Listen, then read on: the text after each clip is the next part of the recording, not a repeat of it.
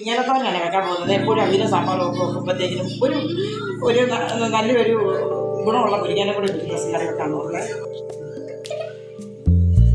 കുറച്ച് എണ്ണ ഒഴിച്ചു, കടുകിട്ട് തോരനുള്ള കടുക് പൊട്ടി വന്നേ. നമുക്ക് മഞ്ഞളിടാവേ. മഞ്ഞളിട്ടു. കൊച്ചെരിവ് കൂട്ടുകയറാത്ത കാരണം നമ്മൾ കുറച്ച് മുളക് ചേർക്കുന്നില്ല, നമ്മൾ തേങ്ങ ഇട്ടില്ലാണ്ടേ.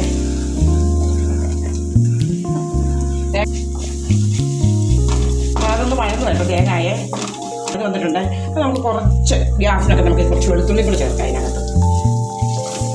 ഒന്ന് ചിക്കി അതും കൂടി ഒന്ന് വഴന്ന് വരട്ടെ. വെളുത്തുള്ളി വഴന്ന് വന്ന് നമുക്കിനി പിന്നെ മുരിങ്ങയില ചേർക്കാം.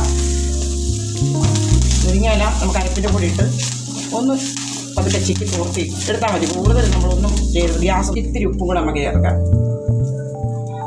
നമുക്കൊരു 1 മിനിറ്റ് നേരം മൂടി വെക്കാവേ.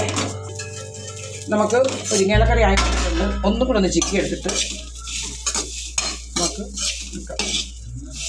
ഈ സ്വാദും ഗുണമുള്ള നമ്മുടെ മുരിങ്ങയിലക്കറി ആയിട്ടുണ്ട്. നമുക്കത് കൂടി ചോറുണ്ണാം.